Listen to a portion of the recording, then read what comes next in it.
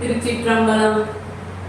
திருவாக்கும் செய்கரும் கைகூட்டும் செஞ்சொல் பெருவாக்கும் பீடும் பெருக்கும் உருவாக்கும் ஆதலால் வானோர் மாணி முகத்தானே காதலால் கும்புவாதம் கை என்று விநாயகப் பெருமானை வணங்கி மண்கண்ட வெண்குடை கீழாக மேற்பட்ட மன்னரும் என் மண்கண்டலை வென்று பணியை செய்வார். படைப்போன் முதலாம் விண்கண்ட தெய்வம் பண்போடி உண்டேனும் உட்போல் கண்கண்ட தெய்வம் உள்ளதோ சகலகலா வழியே என்று சரஸ்வதி தேவி வணங்கி நான் பிறந்த மண்ணிலே வீட்டிலிருந்து அருள்பாடித்துக் கொண்டிருக்கும் வேதநாயகி உடனுரை சாந்தநாத சிலையை வணங்கி இன்றைய இனிய மாலை பொழுதிலே கந்த பெருமானுடைய திருவருளால் அந்த கூட்டத்தில் அமைந்திருக்கும் சைவ சமய பக்த ஜனசபை என்று சொல்லக்கூடிய இந்த அரங்கத்திலே நாம் அனைவரும் திருவருளால் கூடியிருக்கின்றோம்.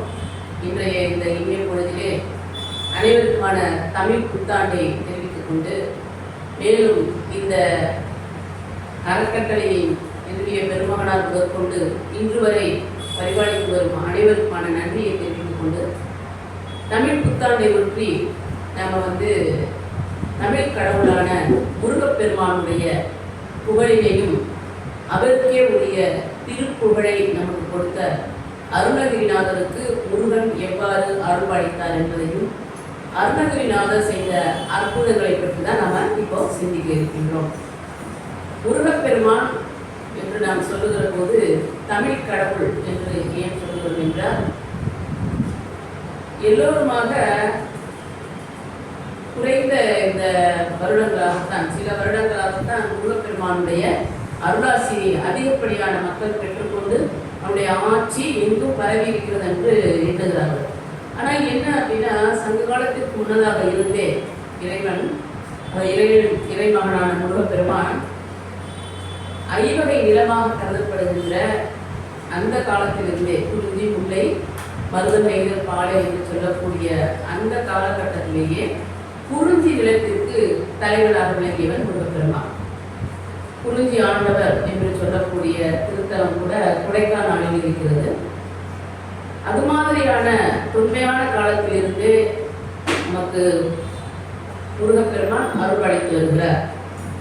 அப்படிப்பட்ட முருகன் தோன்றியது எந்த வகையில், அதாவது இந்த உலகம் உயிர் பொருட்டு சிவபெருமானிடமிருந்து தோன்றிய முருகன் எவ்வாறு எதற்காக அவர் தோற்றுவிக்கப்பட்டார், அவர் சிவனால் சிருஷ்டிக்கப்பட்டார் என்று கேட்டால் நாம் அறிந்த சில புராண காதைகள் தான். இருந்தாலும் கூட இன்றைய தினம் தமிழ் புத்தாண்டு என்ற வகையிலும் நான் முன்னதே சொன்னது கூட தமிழ் கடவுள் என்ற வகையில் நாம் முருகனுடைய சிறப்பினை பற்றி பார்க்கலாம்.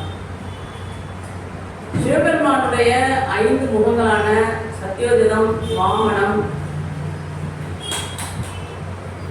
ஈசானம், அகோரம், தத்புருஷம், சரியான வரிசைகள் எப்படி சொல்ல வேண்டும் என்றால் தத்புருஷம், சத்யோஜிதம், வாமனம், ஈசானம், அகோரம் என்ற 5 முகங்களில் இருந்து அதனை அடுத்து அவருக்கு உள்ளாக இருக்கின்ற சக்தியின் வடிவமாக விளங்குகின்ற அந்தோர் முகம் என்ற 6 முகத்திலிருந்தும் தோற்றுவிக்கப்பட்டவர் முருகப்பெருமான். காரணம் என்ன அப்படின்னாக்க சூரபத்மன் என்ற அசுரனானவன் எப்படி நமக்கு ராவணன் சிவபக்தனாக இருந்து ராமனுக்கும் ராவணனுக்கும் இடையே அந்த முழக்கம் ஏற்பட்டதோ, ஒரு எதிர் நிகழ்வுகள் நடந்ததோ, அதே போல சூரபத்மனுக்கும் நம்ம மக்களுக்கு இடையே ஏற்பட்ட பொழுது அவன் சூரபத்மன் என்ன பண்றான், நிறைய பேரை தேவர்கள் மனிதர்கள் எல்லோரையுமே ஹிம்சை பண்ணுகிற பொழுது தேவர்கள் எல்லோருமாக சேர்ந்து திருமாலிடமும் பிரம்மதேவரிடம் போய் முறையிடுறாங்க. எப்பொழுதுமே பார்த்தீங்கன்னா படைக்கும் காக்கும் தெய்வங்கள்ட்ட தான் ஓடுவாங்க, அந்த தேவர்கள்ட்ட தான் போய் சொல்லுவாங்க, முறையிடுவாங்க தேவர்கள் எல்லோரும். அப்படி செய்கிற பொழுது அவர்கள் அந்த தேவர்கள் எல்லோருமாக சேர்ந்து தேவர்களுக்கெல்லாம் தேவனாக விளங்குகின்ற மகாதேவனாகி இறைவனிடம் போய் சொல்லுகிறார்கள். அதன் காரணமாக எப்படி சொல்லணும் அப்படின்னா சூட்சுமமான ஒரு வரத்தை பெறுகிறான். கேட்பவர்களுக்கெல்லாம் வரம் தரக்கூடிய ஒரே கடவுள் யார் அப்படின்னா கேட்கும் வரத்தை தரக்கூடியவர் யார் தான் சிவபெருமான். நிறைய சான்றுகள் கூட இருக்கு, அதை நம்ம இப்போ பேசுவதற்காண்டியே இல்லை. ஆனாலும் கூட அவர் கேட்கிற வரத்தை தரக்கூடியவர் என்பதை அறிந்து கொண்டு சூரபத்மன் என்ன செய்யலாம், உங்களால் மட்டுமே, அதாவது உங்களுடைய சக்தியால் மட்டுமே எனக்கு அழிவு வர வேண்டும், வேறு யாராலும் எனக்கு அது மாதிரியான ஒரு நிகழ்வு நடக்கக்கூடாது. ஏனென்றால் யாராக இருந்தாலும் பிறப்பு என்று ஒன்று இருந்தால் இறப்பு ஒன்று இருக்கும் இல்லையா, அந்த வகையில் சூரபத்மன் கேட்ட வரம். தன்னுடைய சக்தியால் தான் அவனுக்கு அழிவு வர வேண்டும் என்று கேட்கிறானே என்ற சூட்சுமத்தை புரிந்து கொண்டு சிவபெருமான் என்ன பண்றாரு, தன்னுடைய 6 முகங்களில் இருந்தும் தீப்பொறிகளை, அது கோபாக்கணின்னு சொல்லுவாங்க, கோபத்தின் என்று சொல்வதை விட அந்த ஆக்ரோஷத்தோடு வெளிப்படுத்திய அந்த உக்கிரமான ஒளியிலிருந்து தீப்பொறி 6 பொறிகளிலிருந்து வெளிப்பட்டவர் தான் ஆறுமுகப்பெருமான். அதன் காரணமாக அவர் ஒரு நிகழ்வின் பொழுது முருகப்பெருமான் ஒரு திருப்பெயரை பெறுகிறார். முருகப்பெருமான் என்ற பெயர் நமக்கு எல்லோருக்குமே அறிந்த ஒரு பெயர், திருநாமம். முருகு என்றால் அழகு. நம்ம தெய்வங்களே பார்த்தீங்கன்னா பாலமுருகன் என்று சொல்வது, அல்லது முருகன் என்று எந்த காட்சி கொடுத்தாலும் மிக அழகாக இருக்கக்கூடியவன். சிவப்பன் என்றது ஏன் சிவன் என்று பெயர் வந்தது என்று சொன்னால், சிவப்பன் என்பதனால் தான் சிவன் என்று பெயர் வந்தது கூட என்று சொல்வார்கள்.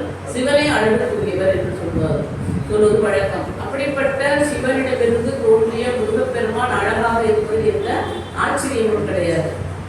இந்த முருகப்பெருமான் ஆறுமுக கடவுளாக தோன்றி அம்மையிடம் ஒரே முகமாக அவர் சேர்க்கப்படுகிறார். அதற்கு இடையாக அவர் தோற்றுவிக்கப்பட்ட பொழுது நெற்றிக்கண்ணிலிருந்து 6 தீப்பொறிகளாக அந்த தீப்பொறிகளை ஏந்தக்கூடிய வல்லமை யாரிடம் இருக்கிறது என்று அக்னி பகவானிடம் இருக்கிறது என்று இறைவன் தீப்பொறிகளை அவருடைய கொடுக்கிறார் அக்னி பகவானிடம். அக்னி பகவான் என்று சொன்னாலே, அக்னி என்றாலே அந்த தீப்பிழம்பு எப்படி இருக்கும், வெப்பம் தாக்கம் எப்படி இருக்கும் நமக்கு தெரியும். அக்னி என்று சாதாரணமாக சொல்லுகிற போது அந்த அக்னியானது அந்த தீப்பொறியே தாங்க முடியாமல் கொண்டு போய் கங்கையில விட்டுறார். அப்போ இறைவனுடைய நெற்றிக்கரையில் தோன்றுகிற போது சுப்பிரமணி என்ற பெயரிலும் அக்னியிலிருந்து தோன்றியதனால் அவர் கந்தன் என்றும், மேலும் நமக்கு கங்கையில கொண்டே விட்டதனால் காங்கேயன் என்றும், 6 பெண்கள் கார்த்திகை பெண்கள் அவரை எடுத்து 6 குழந்தைகளை எடுத்து வளர்த்த பொழுது கார்த்திகேயன் என்றும், சரவண கோயிலை கொண்டு விழுகிற பொழுது அங்கே வளர்கிற பொழுது சரவணன் என்றும் பெயர் வந்ததாக ஒரு சூழ்நிலைக்கு ஏற்ப முருகப்பெருமானுக்கு பெயர்கள் உண்டு. குகன் என்று ஒரு பெயர் உண்டு. எதனால அப்படின்னா, இந்த குன்றப்புறவர்கள் என்று சொல்வார்கள். மலையில் வாழ்கிறவர்கள் எல்லாம் குன்றுக்குரியவன், குறிஞ்சி நிலத்திற்குரிய முருகப்பெருமான் என்ற வகையில் அந்த மலைவாழ் மக்கள் எல்லோருமாக வாழக்கூடிய மலை குன்றுகளில் வைத்து அவரை வணங்கியதாலும், குகையில் வைத்து வணங்கியதாலும், மனக்குகையில் நாம் அனைவருமே அவரை வைத்துக் கொண்டு நாம் பூசிப்பதனாலும் அவருக்கு குகன் என்று பெயர் வந்தது என்று சொல்லப்படுகிறது. இப்படி சிறப்பு வாய்ந்த முருகப்பெருமான் எல்லோருக்காக தெரியும். சூரசம்ஹாரம் நடக்கும், நம்ம திருச்செந்தூரிலே சூரசம்ஹாரம் நடக்கும். அங்கே சக்தியிடம் வேல் வாங்கி கொண்டு சென்று அவர் சூரனை சம்ஹாரம் செய்வார். அதற்கு அவருக்கு துணையாக இருப்பது வீரபாகு தேவர் இல்லையா. இதெல்லாம் நாம இந்த சூரசம்ஹாரம் சமயத்துல, கந்தசஷ்டி விழா நடக்கின்ற சமயத்துல முருகப்பெருமானுடைய பெருமைகளை பற்றி நாம் சிந்திக்கிற பொழுது செய்தியெல்லாம் நமக்கு தெரிந்த ஒன்றுதான். ஆனால் இப்படிப்பட்ட முருகப்பெருமான் யாருக்கு அருள்பாலித்தாருன்னா, நிறைய பேருக்கு அருள்பாலித்திருக்கிறாருங்க. இப்படி சிவனுக்கு ஈடாக சொல்லப்படக்கூடியது தான் முருகன். ஏன்னா சிவனுடைய நெற்றிக்கண்ணில் தோன்றியதுனால் சிவ அம்சம் என்பது பொதுவாக ஒரு அந்த திரு உருவத்தை வைத்து மட்டுமல்ல, அவர் செய்கின்ற அருளிப்பாட்டை வைத்தும் அவர் சிவபெருமானுக்கு இணையாக பேசப்படக்கூடிய ஒரு அருள் கடவுளாக விளங்கக்கூடிய, கருணை தெய்வமாக விளங்கக்கூடியவர் முருகன். எப்பொழுதுமே நேர் வழியில் சென்று இறைவனை அடைவதற்கான சரியான நியமங்களை மேற்கொண்டு இறைவனை அடைபவர்களுக்கு இறைவன் கொடுப்பது அறக்கருணை. அதே போல இறைவனை பற்றிய நல்ல செய்திகளை, வழிமுறைகளை அறியாமல் செருப்போடு இருப்பவர்கள் கடைசியில் தன்னுடைய அழிவை ஏற்படுத்தி கொண்டு இறைவனுடைய சரணாகதி அடைகிற பொழுது இறைவன் அவர்களை ஒதுக்காமல் செய்வதுதான் மரக்கருணை என்று சொல்லப்படுகிறது. அறக்கருணை என்று பார்க்கிற போது சிவபெருமானை பொறுத்த வரைக்கும் அவர் இந்த 3 கோட்டைகளை கட்டி கொண்டு 3 அசுரர்கள் இருப்பார்கள். சிவபெருமானுடைய அவருக்கு உரிய அந்த தேவார பதிகங்களை பார்க்கிற போது எல்லா அடியார்களுமே அந்த 3 கோட்டைகளை சிவபெருமான் அழித்த திருக்கதையை சொல்லியிருப்பார்கள். அந்த கோட்டையை அழிப்பதற்கு பெருமான் என்ன பண்றார் அப்படின்னா, வாசுகி பாம்பை நானாக எடுத்து மேருமலையை வில்லாக எடுத்து அவர் நான் கொடுப்பார் அப்படின்னு சொல்லுவாங்க அந்த கோட்டைகளை அழிப்பதற்காக. ஆனால் அந்த நான் எடுத்து மேலே நோக்கி விடுவதற்கு முன்னதாக ஒரு நகைப்பு அவர் செய்கிற பொழுது அந்த நகைப்பிலேயே அந்த கோட்டைகள் எல்லாம் அழிந்து சாம்பலாக கொட்டியது என்று திருச்செல்வன் சொல்லுகிறோம். அப்படி சாம்பலாக கொட்டிய பிறகு அந்த 3 அசுரர்களும் என்ன பண்றாங்க, இறைவனிடம் சரணாகதி அடைகிறார்கள் சிவபெருமானிடம். அப்படி அடைந்த பொழுது அவங்க ஏங்குறாங்க, நாங்கள் எப்பொழுதுமே உங்களுடைய அருகிலேயே இருக்க வேண்டும் என்று கேட்கிறார்கள். அதன் காரணமாக இப்படி அசுரர்களை, தேவர்களை, மனிதர்களை அனைவரையுமே துன்புறுத்திய இந்த அசுரர்கள் அழிந்துபட்டு தன்னிடம் சரணாகடை அடைந்து விட்டார்கள் என்றவுடன் அவர் எந்த விதமான பாரபட்சம் இல்லாமல் இறைவன் அவர்களை ஏற்றுக்கொள்கிறார். ஏற்றுக்கொண்டவர் என்ன செய்கிறார் சிவபெருமான் அப்படின்னா, அது முதல் 2 அசுரர்களையும் தன்னுடைய காவல் தெய்வமாக துவாரபாலகர்கள் சொல்றோம் இல்லையா சிவன் கோவில்ல, அந்த துவாரபாலர்களாக அவர்கள் இருவரையும் இருக்கும்படியாக ஆணை பிறப்பிக்கிறார். அதே சமயம் இன்னொருத்தர் இருப்பார் பாருங்க, 3 அசுரர்கள்ல 2 மட்டும் துவாரபாலகர்களாக ஆகிவிடுகிறார்கள். மீதம் இருந்த அவருடைய சகோதரர் ஒருத்தர் என்ன பண்றாரு, இறைவனுக்கு வாசிக்கக்கூடிய முழவு என்ற வாத்தியத்தை, கைலாய வாத்தியம் 74 வாத்தியங்கள் வாசிக்கப்படும். இறைவன் நித்தமும் கைலாயத்தில் எழுந்தெழுகிற பொழுது 74 வாத்தியங்கள் வாசிக்கப்படும் என்று காரைக்காலமையார் பதிவு பண்ணியிருக்காங்க அவங்களுடைய பதிகத்தில். அந்த வகையில் அந்த வாத்தியங்களில் ஒன்றான முழவு என்ற வாத்தியத்தை வாசிக்கும்படியாக இறைவன் ஆணை பிறப்பிக்கின்றார். எதுக்கு இதை முருகப்பெருமானுடைய சிறப்பை சொல்லுகிற போது நாம் இதை சிவபெருமானை நினைவு கொள்வது என்று சொன்னால், சிவபெருமானுடைய நெற்றிக்கண்ணில் தோன்றியவர் என்பது மட்டுமல்லாமல் முருகப்பெருமான் சிவனுடைய அம்சமாகவே இருக்கின்றார். அவருடைய அறக்கருணை, மரக்கருணை எல்லாம் அப்படிதான் இருக்கும். அறக்கருணை என்று பார்க்கிற போது பெருமான் சிவபெருமான் எவ்வளோ பேருக்கு அருள்பாடித்திருக்கிறார். மரக்கருணை என்று நாம் குறிப்பாக சொல்லுவது என்னவென்றால், இந்த 3 அசுரர்களை அவங்க எவ்வளவோ அட்டகாசம் செய்து கொண்டு இந்த பிரபஞ்சத்தை கொடுமைப்படுத்திய போது கூட அவர் மரக்கருணை என்ற வகையில் தன் அருகே தன்னுடைய திருப்பாதத்தில் ஏற்றுக்கொண்டார் சிவபெருமான். அதே போலதான் சூர சம்ஹாரத்தின் பொழுது பல வகையான போர்த்திறன்களை எல்லாம் வெளிப்படுத்தி சூரன் அடங்காமல் தன்னுடைய அகங்காரத்தினால் மேலும் மேலும் முருகப்பெருமானை எதிர்த்து கொண்டு நின்ற போது கண்ட அலங்காரம் என்று சொல்லக்கூடிய பதியங்களை பாடுவதற்கு முதன்மை தலைவனாக விளங்கிய அலங்காரமான முருகன் அகங்காரமிக்க அந்த சூரபத்மனை அழித்த பிறகு கூட அவன் பல வல்லமையான மாயாஜாலங்கள்லாம் செய்யக்கூடிய சூரபத்மன். அப்படி செய்கின்ற வேளையிலே திடீரென்று யானையாகவும் சிங்கமாகவும் மரம் செடி கொடியாகவும் மாறி மாறி வித்தை காட்டிக்கொண்டே இருக்கக்கூடிய சூழ்நிலையில் முருகப்பெருமான் என்ன பண்றாரு, இறுதியாக அவன் மாமரமாக தோன்றி நின்ற பொழுது அந்த நேரம் பார்த்து தன்னுடைய வேலினை, சக்தி கொடுத்த வேலினை, அந்த வேலை எய்கிற போது அந்த மாமரமானது 2ஆக பிளந்து ஒரு புறம் சேவலாகவும் ஒரு புறம் மயிலாகவும் தோன்றி காட்சியளிக்கிறது. எப்படி அந்த அசுரர்களை தன்வசம் துவாரபாலர்களாக சிவபெருமான் ஏற்றுக்கொண்டாரோ அதே போல மரக்கருணையின் காரணமாக சூரன் மாமரமாக இருந்து 2ஆக பிளந்து சேவலாகவும் மயிலாகவும் தோன்றிய பொழுது அவர் தன்னருகே எடுத்து தன்னுடைய திருவடியில் வைத்துக் கொண்டு சேவலை கொடியாக ஏற்றுக்கொண்டு சேவல் கொடியோடு என்ற பெயரோடு அவர் இன்றளவும் இனியும் புகழ் பாடும்படியான ஒரு மரக்கருணையை கொடுக்கின்றார் முருகப்பெருமான். இதான் சூர சம்ஹாரம் நடந்த திருச்செந்தூர் பகுதியில் நடந்த அந்த நிகழ்வுக்கான சம்ஹார நிகழ்வு. அதாவது இறைவன் முருகனை தோற்றுவித்ததற்கான காரணம், அதன் பிறகு அவர் செய்த சம்ஹாரம். இதுதான் நமக்கு எல்லோருக்குமே நான் முன்னதே சொன்னது போல சூர சம்ஹாரம் கந்தசஷ்டி விழாவின் போது இந்த நிகழ்வு நாம் நினைவு கொள்கிறோம். ஆனால் முருகப்பெருமான் நிறைய பேருக்கு அருள்படைத்திருக்கிறார் என்று பார்க்கிற போது நமக்கு முதன்மையாக கருதப்படுவர் அருணகிரி. அருணகிரி எங்கே தோன்றினார், எப்படி இறைவனுடைய ஆட்கொள்ளப்பட்டார் முருகப்பெருமானார் என்பதைத்தான் நமக்கு சிந்திக்க இருக்கிறோம். திருவண்ணாமலையிலே அருணகிரி என்ற ஒருவர் இருக்கிறார். அவர் எந்த விதமான இறை சிந்தனையோடு இல்லாமல் உலகியல் வாழ்க்கையிலேயே அவர் தன்னை அர்ப்பணித்துக் கொண்டு ஈடுபடுத்திக் கொண்டு இன்னும் கீழாக சென்று கொண்டு இருக்கிறார். தக்க வயது வருகிறது. அவருக்கு முத்தம்மை திருவேங்காட்டர் என்ற தம்பதிக்குத்தான் மகவாக பிறக்கின்றார். அப்படி பிறந்த அவர் வளர்ந்த பிறகு அவருடைய தமக்கையார் ஒருவர் இருக்கிறார்.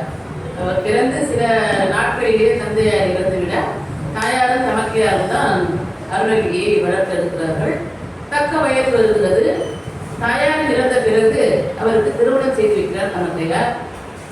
திருமணம் செய்த பிறகு கூட திருமண வாழ்க்கையில் இருக்கின்ற அந்த சுகபோகங்கள் எல்லாமே பிற பெண்களிடமும் சென்று அனுபவிக்கக்கூடிய ஒரு மனப்பக்குவத்தோடு இருக்கின்றார். கிளேசத்தோடு, மன இச்சை என்றுதான் சொல்ல வேண்டும். பக்குவம் என்பதை விட இச்சையில் இருக்கின்றார். அதே போல தன்னுடைய வாழ்நாள் முழுக்க கழித்துக் கொண்டிருக்கிறார். மனைவி மட்டுமல்லாமல் பிற பெண்டிரோடும் பெண்டாடும் கொண்டு இருக்கிறார். அப்படி இருந்த அவருக்கு பல காலம் கழித்த பிறகு தொழுநோயும் வந்து விடுகிறது. அது ஒரு சோதனை காலமாக இருக்கிறது என்ற வகையிலே அவர் வந்து மிகவும் நோயினால் பாதிக்கப்பட்டு அந்த சூழ்நிலையில் கூட பெண்களை சேரக்கூடிய மனநிலையை அவர் மாற்றிக்கொள்ளவில்லை. அப்படி இருந்து அவருடைய அந்த தொழுநோயோடு தன்னுடைய மனைவியை அருகில் செல்லுகிற போது அந்த பெண் வெறுத்து ஒதுக்குகிறார். தொழுநோய் இருக்கிறவர் என் அருகில் வரக்கூடாது என்று. அதனால் வெறி பிடித்தவர் போல் ஆகிவிடுகிறார் அருணகிரி. அப்படி தன்னுடைய நிலை மறந்து, தன்னுடைய உடல்நிலை மறந்து, தன்னுடைய சூழ்நிலை மறந்து, தன்னுடைய குடும்பத்தாருடைய எல்லாவற்றையும் மறந்து பெண் பித்தராக திகழ்ந்து கொண்டிருக்கின்ற வேலையே அவருடைய தமக்கையார் வந்து சொல்றாங்க, நீ இந்த அளவுக்கு வந்து பெண் மீது பித்தாக இருக்கின்ற நீ, இந்த சூழ்நிலையில் கூட பெண்ணோடு நாம் சேர வேண்டும் என்ற எண்ணத்தோடு இருக்க வேண்டிய நீ இப்படி இருப்பது வந்து முறையல்ல. சகோதரன் என்று பார்க்காமல் உனக்கு அப்படித்தான் பெண் வேண்டும் என்றால் என்னை கூட நீ மனைவியாக ஏற்றுக்கொள் என்ற ஒரு துச்சமான, யாருமே நினைத்து பார்க்க முடியாத ஒரு சொல்லை வந்து தமக்கையார் சொல்லி விடுறார்கள். அதனால் மிகவும் மனம் நொந்து போகிறார் அருணகிரி. என்ன செய்வதற்கு தெரியவில்லை. தன்னைத்தானே வருத்தி கொண்டு தன்னுடைய உடல்நிலையும் மறந்து நம்ம இப்படி ஒரு நம்மளோட சகோதரியே வந்து நம்ம இப்படி சொல்லும்படியான ஒரு மனநிலை நம்ம இருந்திருக்கிறோம் என்று வெறுத்து வீட்டை விட்டு வெளியே வந்து விடுகிறார். இது எப்படி இருக்கு அப்படின்னா, நமக்கு நாமக்கரசர் வந்து சமண மதத்திற்கு போன பிறகு சமணத்திலிருந்து மீண்டும் சைவத்திற்கு வர வேண்டும் என்று அவருடைய தமக்கையார் திலகவதி அம்மையார் வந்து திருவதிகை வீரட்டானத்தனத்திலே அந்த வீரட்டானேஸ்வரரை வணங்கி, என்னுடைய சகோதரன் மீண்டும் சைவத்திற்கு வர வேண்டும் என்று வணங்கி வேண்டி தினந்தோறும் அழகிட்டு மெழுகிட்டு கோவிலுக்குள்ள கைங்கரியெல்லாம் செய்தார்கள். அதன் காரணமாக இறைவன் மனமிறங்கி அவருக்கு சோதனை செய்து வயிற்று வலி என்ற சூளை நோயை கொடுத்து மீட்டு கொண்டு வந்தார் என்று ஒரு சரித்திரம் இருக்கிறது இல்லையா சைவத்தில். அதுபோல முருகப்பெருமான் கொடுத்த சோதனை என்றுதான் சொல்ல வேண்டும். இந்த சகோதரியான அருணகிரியோட சகோதரியார் சொன்ன அந்த ஒரு வார்த்தை, அந்த வார்த்தை மிகவும் மனம் புண்படும்படியாக இருக்கவும் அவர் வீட்டை விட்டு கிளம்பி தனியாக வெளியில் வருகிறார். வருகின்ற இடத்திலே ஒரு ஞானம் பெற்ற ஒரு பெரியவர் அவரிடம் வந்து குன்றிருக்கும் இடமெல்லாம் குமரனெடுக்கும் இடம் என்று சொல்வதற்கு இணங்க அவருக்கு வந்து குமரக்கடவுளுடைய சிறப்பினை சொல்லி இறைவனை வணங்கு, உனக்கு நல்ல வாழ்க்கை கிடைக்கும் என்று ஒரு ஆசீர்வாதத்தை கொடுக்கின்றார். வழிவழியில் மனம் நொந்து போய் திருவண்ணாமலையிலே பிறந்து பல இடங்களுக்கு அழைந்து திரிந்து தன்னிலை மறந்து திரிந்த அருணகிரி திருவண்ணாமலை கோவில் உள்ளே வருகிறார். வந்து மனம் நொந்து போய் ஒரு இடத்தில் அமர்ந்திருக்கின்றார். தன்னுடைய வாழ்க்கையில் நடந்த செயல்கள், தன்னால் பட்ட இன்னல்கள், நாம் யாருக்கெல்லாம் என்ன செய்தோம், தன்னுடைய வழி என்ன மாதிரியான தன்மாறி போனது, இன்று வரை நாம் இப்படி ஒரு வாழ்க்கை வாழ்ந்து கொண்டிருக்கிறோமே, தன்னுடைய உடல்நிலையும் இப்படி பாதிக்கப்பட்டு இருக்கிறதே, இது நாம் உயிரோடு இருந்து பழைய பயனில்லை என்று சொல்லி அவராகவே தற்கொலை செய்து கொண்டு இறைவனை சேர வேண்டும் என்று முயற்சித்து பல்லாள கண்ட மகாராஜா கோபுரம் என்று கோபுரம் இருக்கிறது திருவண்ணாமலையிலே. அனைவரும் அறிந்ததே. 9 திருக்கோபுரங்களில் கோபுரங்களில் கொண்ட திருத்தலம் வந்து நமக்கு திருவண்ணாமலை. அந்த கோபுரத்திலே வந்து வல்லாள மகாராஜா கண்ட அந்த மகாராஜா கோபுரத்திலே ஏறி அவர் தன் உயிரை மாய்த்துக் கொண்டு பொருட்டு முயற்சிக்கிறார். கோபுரத்தின் மேலே ஏறி உயிரை மாற்றிக் கொள்ள நினைப்பவர் உடனே கீழே குதிக்காமல் குதிக்கப் போகின்ற அந்த தருணத்திலே முருகா என்று அந்த ஒரு பெரிய ஒரு வார்த்தையை சொல்லி அந்த சொல்லை சொல்லிய வண்ணமே அவர் கீழே குதிக்கின்ற. ஆனால் அவருக்கு வந்து இறந்து போய்விட்டோம் என்ற எண்ணம் இல்லாமல் உலக வாழ்க்கையில் இருக்கின்ற ஒரு உணர்வோடு கண் திறந்து பார்க்கின்றார். ஏன்னா உயிரோடு இருக்கிறார் என்பதைத்தான் அப்படி இங்கே பதிவு செய்கிறேன். உயிரோடு இருந்து கொண்டு அவர் கண்ணை திறந்து பார்க்கிறார். 2 கரங்கள் அவரை ஏந்திருக்கிறது. அது அப்படியே வந்து அவர் முன்னதாக நின்று கொண்டு 6 முகத்துடனே தோன்றிய முருகப்பெருமான் அவரை வந்து 2 கரம் தாங்கி பிடிக்கின்றார். அருணகிரி என்று அழைக்கின்றார் முருகப்பெருமான். அருணகிரி என்று நாம் ஏன் திரும்ப சொல்றோம் அப்படின்னா, அருணகிரி என்பதுதான் அவருடைய இயற்பெயர். அருணகிரி நாதர் என்ற பெயர் எப்பொழுது வருகிறது என்று சொன்னால், எப்படி நமக்கு அங்கம் பூம்பாவை உயிர்த்தெழுந்த செய்த ஞான சம்பந்தர் நீயே திருமணம் செய்து கொள் என்று வைத்திருந்தேனப்பா, இந்த குழந்தை நீயே திருமணம் செய்து கொள் என்று அங்கம் பூம்பாவுடைய தந்தையார் சிவனேச செட்டியார் சொல்லுகிற போது, முதலில் பிறந்த உங்களுடைய குழந்தை அது இறைவனால் கொடுக்கப்பட்டது, இதை அருளால் நான் உங்களுடைய உயிரை மீட்டு 2வது பிறவியாக இருந்தால் இவள் எனக்கும் மகள் என்று மறுத்து விடுகிறார் இல்லையா? அதே போல முருகப்பெருமான் அருணகிரியை காப்பாற்றிய பிறகு உனக்கு இது மறுபிறவி என்பதோடு உனக்கு நானே பேர் கொடுக்கிறேன் என்று அன்றுதான் அவர் நாதர் என்று சேர்த்து முருகப்பெருமானே அருணகிரி நாதர் என்ற பெயரோடு அருணகிரியை அதனால தான் நம்ம தலைப்பில் கூட அருணகிரிக்கு அவருடைய அரண் மகன் என்ற தலைப்பிலே நம்ம சொல்லியிருக்கிறோம், ஆண்டவன் குமரன் என்ற தலைப்பிலே.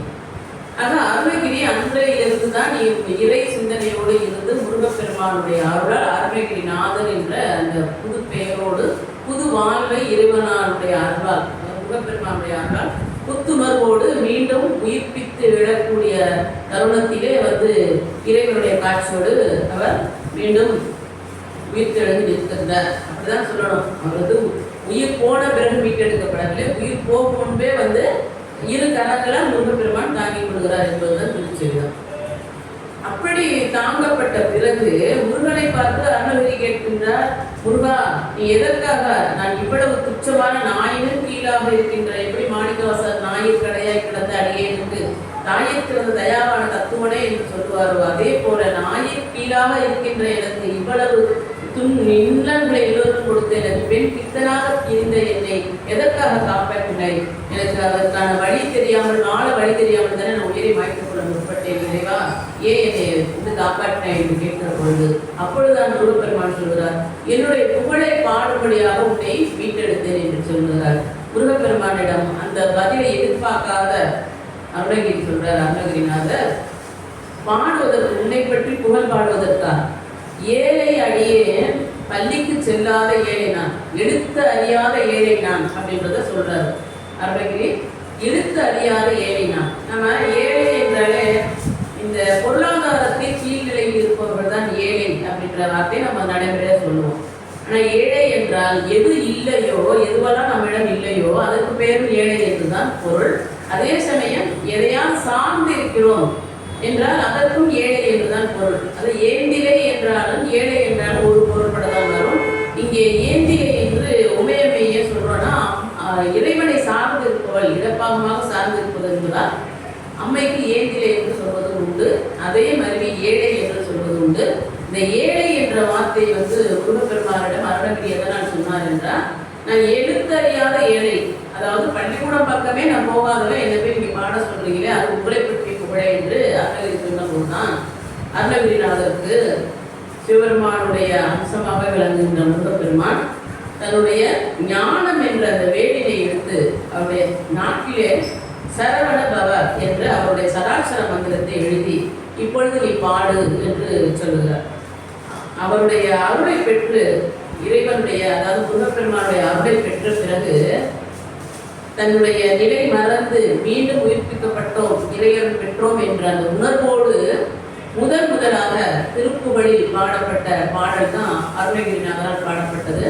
முத்தைத்தெரு பத்தி திருநகை அத்திச்சிறை சத்திச்சரவணன் முத்துக்கோரு வித்துக்கோரு வித்து தருமாறு என போதும் என்ற அந்த பாடலை முதலாக பாடுகிறார். அதனை தொடர்ந்து அவர் பதிகங்களில் தொடர்ந்து பல திருத்தலங்களுக்கு சென்று பாடிக்கொண்டே வருகிறார். முருகப்பெருமானுடைய திருத்தலங்கள் பலவற்றிற்கும் சென்று, அது மட்டுமல்ல சிவபெருமான் எழுந்தருளுகின்ற பல திருத்தலங்களுக்கும் அவர் சென்றிருக்கிறார். திருவேணி மலரை, திருமுருகப்பூண்டி, அது மாதிரிலாம் சொல்றோம் இல்லையா.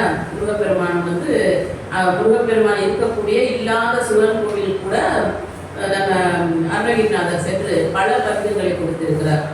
15ஆம் நூற்றாண்டில் நடந்த இந்த நிகழ்வின் பொழுது அவர் கொடுத்த இந்த பதிகங்கள் யாவும் 16,000 பாடல்கள் பாடியிருக்கிறார். நமக்கு சுமார் 2,000 பாடல்களுக்குள்ளாகத்தான் நமக்கு கிடைத்திருக்கிறது. எப்படி இந்த தேவார பாடல்கள் எல்லாமே நமக்கு தில்லையிலே இருக்கின்றது என்று செய்தி கேட்டு அதன் பிறகு திருமுறை கண்ட சோழன் என்ற பெயர் பெறும்படியாக ராஜராஜ சோழனும் திருவந்தாதியை பாடிய நம்ம நம்பியாண்டார் நம்பியும், அதாவது நாயன்மார்களை பற்றிய திருத்தொண்டர் தொகை சுந்தரர் பாடுவதற்கு முன்னாடியே அடியார்களுடைய வரிசைப்படுத்தி திருவந்தாதி என்று பாடிய நம்பியாண்டார் நம்பியும் திருமுறை கண்ட சோழன் என்று சொல்லக்கூடிய மகாராஜாவான ராஜராஜ சோழன் எப்படி தில்லையிலே போய் கண்டெடுத்து எல்லா ஏடுகளையும் தேவார பதிகங்கள் எல்லாவற்றையும் எடுத்துக் கொண்டு வருகிற பொழுது செல்லரித்து போய் கிடக்கின்றது. நிறைய சிதலமடைந்திருக்கிற பொழுது இருவருமாக மனம் வருந்துகிறார்கள். அப்பொழுது அசிரீதியாக தில்லைநாதர் சொல்லுவது என்ன கேட்கிறது என்றால் அவருடைய திருச்செவியிலே, நம்ம இந்த உலகிற்கு தேவையானவற்றை எல்லாம் நாம் கொடுத்தோம், மீதமெல்லாம் என்னால் மறைக்கப்பட்டது என்று இறைவன் ஒரு அருள்வாக்கு சொல்கிறார். அதே போல அருணகிரிநாதர் பாடிய 16,000 பாடல் நமக்கு சொற்பமானவையே கிடைத்திருக்கிறது என்றுதான் நாம் சொல்லப்படியாக இருக்கிறது. திருப்புகழை பொறுத்த வரைக்கும் எப்படி சொல்லுவாங்க அப்படின்னா, இறைவனுடைய புகழை பாடக்கூடிய பதிகங்கள் பல இருக்கிற தேவாரம், திருவாசகம், திருமந்திரம், நிறைய பதிகங்கள் இருந்தாலும் கூட நமக்கு திருப்புகழ் என்பது முருகனை பற்றி மட்டுமே பாடக்கூடிய ஒன்றாக இருக்கிறது. அதனால என்னை பற்றி பாடு என்று சொல்லுகிற போது, உன்னை பற்றி எனக்கு என்ன பாட வரும், எனக்கு எதுவும் தெரியாதே அப்படின்ற போதுதான் அவர் சடாட்சர மந்திரத்தை முருகப்பெருமான் எழுதின பிறகுதான் அந்த முத்தை திருப்பத்தி திருநகை என்ற அந்த பதிகத்தை பாடலை பாடுகிறார். அதன் பிறகு தொடர்ந்து பாடிக்கொண்டே வந்தார் என்பது நாம் பார்த்து கொண்டு வருகிறோம். அப்படி பாடிய அவரிடமிருந்து முருகப்பெருமான் என்ன பாடுவது, இப்ப தேவாரம் என்றும் திருவாசகம் என்றும் நம்ம சொல்றோம் இல்லையா, அது போல முருகப்பெருமானை பற்றி பாடுவது எதை சொல்லி நாம் அழைப்பது என்பது அதற்கு கொஞ்சம் தடுமாற்றமாக இருக்கிறது அருணகிரிநாதர். அப்பொழுது முருகப்பெருமானுடைய அருள்வாக்கு என்னன்னா, என்னை பற்றிய புகழை பாடுவதனால் அதற்கு திருப்புகழ் என்று சொல்லலாம். திருப்புகழ் என்பது நமக்கு எல்லா பதிகங்களும் வைணவர்கள் பாடியது நமக்கு திவ்ய பிரபந்தம் என்று சொல்கிறோம், சைவர்கள் திருமுறைகள் என்று சொல்கிறோம். இதெல்லாம் சொன்னால் பல இடங்களில் பல திருத்தலங்களில் பல அடியார்கள் பாடியது. ஆனால் அருணகிரிநாதர் முருகப்பெருமானை பற்றி பாடிய ஒன்றே ஒன்று என்ன அப்படின்னா, அவர் பாடிய பதிகங்களே சிறப்பு வாய்ந்தது திருப்புகழ். இன்றைக்கும் நம்ம திருப்புகழ் பாடுகிற இடத்திலே இறைவன் முருகப்பெருமான் அருள் பாடிப்பார், அவரே நேரில் வருவார் என்பதற்கு நிறைய சான்றுகள்லாம் சொல்லியிருக்கிறாங்க பெரியவர்கள். அப்படி பாடப்பட்ட திருப்புகழை பாடுவதன் மூலமாக நமக்கு என்ன கிடைக்கும் என்று சொன்னால், நாம் இன்னைக்கு பாருங்க, ஒரு திருத்தலமா போய் முருகப்பெருமானுடைய ஒரு திருத்தலமா வச்சுட்டு இல்லை எந்த கடவுளரோட வேணுமான்னு போய் சொல்லி உலக வாழ்க்கைக்கு தேவையானவற்றை நாம் கேட்கின்றோம். குழந்தை வர வேண்டும், திருமணம் வாழ்க்கை வேண்டும், குழந்தை வர வேண்டும், பொருளாதாரம் வேண்டும், கல்வி வேண்டும் என்று உலக வாழ்க்கைக்கு தேவையான அத்தனையுமே நாம் கேட்டு வழிபட்டு கொண்டு வருகிற நிலையிலே திருப்புகழை பாடுகிற பொழுது நமக்கு எல்லாமே கிடைக்கும். அதற்கென்று தனியாக எதுவும் பதிவுகள் இல்லை. எப்படி சொல்லலாம் அப்படின்னா, திருமுறைகள் எடுத்துக்கொண்டால் நம்ம குழந்தை வேண்டும் என்றால் திருவெண்காட்டு பதிகம் என்றும், பொருள் வேண்டும் என்றால் நமக்கு வாசு திரவே காசு நெய்து, ஓணக்காந்தன் தலையில் சுந்தரர் பாடிய நெய்யும் பாலும் நெய்யும் கூடி இப்படி பதிகங்களால் நமக்கு பிரித்து கொடுத்திருக்கிறார்கள். தலைவிதியை மாற்றும் பதிகங்கள் என்றெல்லாம் கூட இப்பெல்லாம் புத்தகங்கள் வெளியிட்டிருக்கிறாங்க. விதியை மாற்றும் வேத திறப்பு அப்படின்லாம். ஆனா அந்த திருப்புகள்ல என்னன்னா, இறைவனுடைய முருகப்பெருமானுடைய புகழை மட்டுமே பாடக்கூடிய அந்த திருப்புகழை எப்படி நமக்கு உலக வாழ்க்கைக்கு தேவையான எல்லாம் கிடைக்கும் என்று சொன்னால், திருப்புகழை பாடுகிற போது முருகப்பெருமானுடைய அருள் நமக்கு கிடைக்கும். அந்த அருள் கிடைத்தாலே நமக்கு எல்லாமே கிடைக்கும். அப்படிதான் நம்ம எடுத்துக்கணும். முருகப்பெருமானுடைய அருள் இருந்தாலே நாம் வேண்டியாக தரக்கூடிய தெய்வம் என்ன, யாரு அப்படின்னா முருகப்பெருமான். அப்போ ஒரு திருத்தலங்களிலும் அவர் பாடிக்கொண்டே வருகிறார், அருளுடைய பதிகம் பாடுகிறார். அப்படி பாடுகிறப்போ ஒரு தலத்திலும் ஒரு சிறப்பாக சொல்லப்படுகிறது, நம்ம குருவாக ஏற்றுக்கொள்ள வேண்டும் என்று. அதாவது நீரில்லாத நெற்றிப்பாள் அப்படின்னு சொல்லுவாங்க. எப்போதுமே நம்ம திருநீர் பூசம் சைவர்களுக்குள்ள பெரிய ஒரு கொடுப்பினையும் நாம் ஏற்றுக்கொள்ளக்கூடிய ஒரு சின்னம் என்ன அப்படின்னாக்கா திருநீர், ருத்ராட்சம் இதெல்லாம் சைவர்களுக்கே உரியது. அப்படி உரிய அந்த திருநீற்றினை எப்படி சிவபெருமானுக்கு உரியதாக நம்ம கருதுகிறோமோ, அதே போல முருகப்பெருமானுக்கும் உரியதாக தான் நம்ம இந்த ருத்ராட்சம், இந்த திருநீர் எல்லாம் நம்ம தெரிந்து கொள்கிறோம் சைவர்கள். அதுவும் குறிப்பாக அறுவகை சமயம் என்று சொல்கிற போது கணபதியை வணங்குபவர்கள் காணாகத்தியம் என்றும், சக்தியை வணங்குபவர்கள் சாக்தம் என்றும், வைணவர்கள் நமக்கு திருமாலை வணங்குபவர்கள், அதே போல சூரியனை வணங்குபவர்கள் எல்லாம் சௌராஷ்டிரர்கள் என்றும், நமக்கு சைவர்கள் யாருமே சிவனை வணங்கக்கூடியவர்கள். இந்த அறுவகை சமயத்தில் ஐவகை சமயம் நமக்கு குறிப்பிட்டது. ஆனால் முருகப்பெருமானை வணங்குபவர்கள் குமரக்கடவுளை வணங்குபவர்கள் என்று அதை சார்ந்து கௌமாரர்கள் என்று அழைக்கப்படுகிறார்கள். அந்த கௌமாரர்கள் எல்லோருமே முருகனுக்கு மட்டுமே நாங்கள் அடிமை. எப்படி சுந்தரர் சிவனிடம் மீளா அடிமை என்று சொல்கிறாரோ, அதே போல முருகனுக்கு மட்டுமே நாங்கள் அடிமை என்ற வகையிலே அருணகிரிநாதர் தன்னுடைய உயிரை மீட்டு நமக்கு ஒரு கல்வி ஞானத்தை கொடுத்து. ஏன்னா கல்வி என்பது என்னவென்றால் எழுத்தறியாத ஏழை என்று அவர் முருகப்பெருமான் சொல்லுகிற பொழுது அவருக்கு இந்த ஒரு சடாசர மந்திரத்தை அவர் அருள்பாடித்து இத்தனை திருப்புகழ் பாடல்களை பாடுவதற்கு காரணமாக இருந்த முருகப்பெருமானுக்கே அடிமை என்று அவர் முருகனை ஏற்றுக்கொண்டிருக்கிறார் அருணகிரிநாதர். 15ஆம் நூற்றாண்டில் நடந்திருக்கிறது. இன்று வரைக்கும் நம்ம திருப்புகழ் பாடி நிறைய பாடல்கள் வழியாக மக்களுக்கு பயன்பெற்றுக் கொண்டு வருகிறோம். ஒரு இடத்திலும் ஒரு அற்புதங்கள் நடந்திருக்கிறது என்று சொல்லுவார்கள். பழனியிலே சென்று அவர் பழனியில் இருக்கின்ற அந்த திருப்புகளை பாடுகிற பொழுது முருகப்பெருமானே வந்து தான் திருக்கண்டத்திலே அணிந்திருந்த ருத்ராட்ச மாலையை கலட்டி கொடுத்ததாக சொல்லுவார்கள்.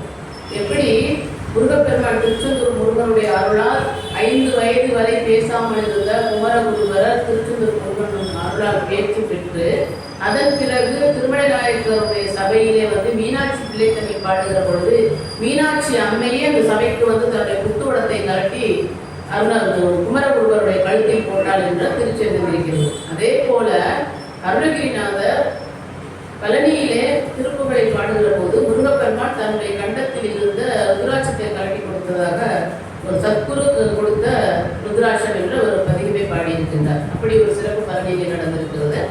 அதே போல திருச்செந்தூர் என்பதும் நமக்கு சூரசம்பாரம் நடந்த ஒரு திருத்தலம் என்பதனால் எல்லோருக்குமே மிகவும் ஒரு அருள் பாலிப்பு முதன்மையாக நாம் கருதுகிற ஒரு திருத்தலம் இல்லையா? அறுபடை வீட்டிலே கடற்கரை ஓரம் இருக்கின்ற திருத்தலம் திருச்செந்தூர். திருச்செந்தூர் வந்து நிறைய பேருக்கு வந்து குருவாக இருக்கக்கூடிய தலம் என்று சொல்வார்கள். குருஸ்தலமாக சொல்லப்படுகிறது. குருத்தலம் என்று சொல்லுகிற பொழுது நமக்கு தட்சிணாமூர்த்தி தென்முக கடவுளான தட்சிணாமூர்த்தி இருக்கின்ற இடமெல்லாம் குருத்தலம் என்று சொல்லுவோம். அதே சமயம் பார்த்தீங்க அப்படின்னாக்க 32 குருத்தலங்கள் இருக்கிறது. தட்சிணாமூர்த்தி இருந்து இறைவனுடைய திரு அம்சமாக இருந்த சிவபெருமானுடைய 64 குருத்தங்களிலே ஒன்று தட்சிணாமூர்த்தி என்று சொல்லக்கூடிய தென்முக கடவுள். அவர் வந்து அருள்பாலிக்கின்ற தலங்கள் 32 சொல்வார்கள். ஆனால் முருகப்பெருமான் அறுபடை வீட்டில் இருந்து நமக்கு அருள்பாலித்தாலும் கூட அவரை குருவாக நாம் ஏற்றுக்கொள்ளக்கூடியது எல்லோருமாக. அதாவது ஜோதிடர்கள்லாம் சொல்வது ஏதாவதுனாக்கா அந்த தனுசு ராசிக்கெல்லாம் பார்த்தீங்கன்னாக்கா திருச்செந்தூர் போங்க அப்படின்னு சொல்லுவாங்க. ஆனால் நம்ம குருவாக ஏற்றுக்கொண்டு இறைவனை முருகப்பெருமானை குருவாக ஏற்றுக்கொண்டு நாம் அவர் வழிபடக்கூடிய தலம் எதுனாக்க சிவபெருமானுக்கே அவர் குருவாக இருந்து உபதேசம் செய்த சுவாமி மலை. அங்கிருந்து அதனாலதான் கந்தர் அனுபூதியிலே உருவாய் அருவாய் உளதாய் இழதாய் மறுவாய் மலராய் மடியாய் ஒளியாய் கருவாய் உயிராய் கதியாய் விதியாய் குருவாய் வருவாய் அருள்வாய் குகனே என்ற அந்த பாடலை குறிப்பிட்டிருக்கிறார். அப்போ முருகப்பெருமானே நமக்கு குருவாக வருகிறார் என்று சொன்னால் நம்மளுடைய வாழ்க்கை வந்து எவ்வளவு சீர்பட இருக்கும் என்பதை நாம் வந்து தெளிவாக தெரிந்து கொள்ளலாம். ஏன்னா மாதா பிதா குரு தெய்வம். தெய்வம் என்பதை வந்து குரு வந்து நம்ம காட்டினாதான் தெய்வத்துடைய அருமை தெரியும்.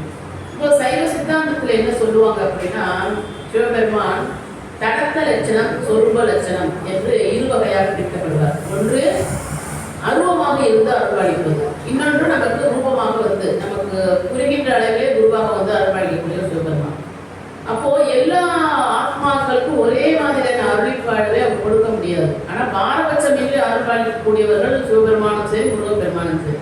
பாரபட்சம் ஏழை பணக்காரன் படித்தவன் படிக்காதவன் வேண்டியவன் என்னென்ன மாதிரியான ஏற்றத்தாழ்வுகள் இருக்கோ அதற்கு ஏற்றாற் போல் உள்ள மனிதர்களுக்கு தகுந்த மாதிரி அருள்பாடு செய்யக்கூடியவர்கள் அல்ல. முருகப்பெருமானும் சிவபெருமானும் ஒன்றுதான்.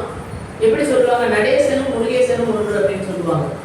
அந்த மாதிரி இருக்கின்ற முருகப்பெருமான் எப்படி வந்து அருள்பாலிக்கிறார் என்றால் அருணகிரிநாதருக்கு ஒரு திருத்தலங்களிலும் ஒரு வித்தியாசமான அருள்பாலிப்பை கொடுக்கின்றார்.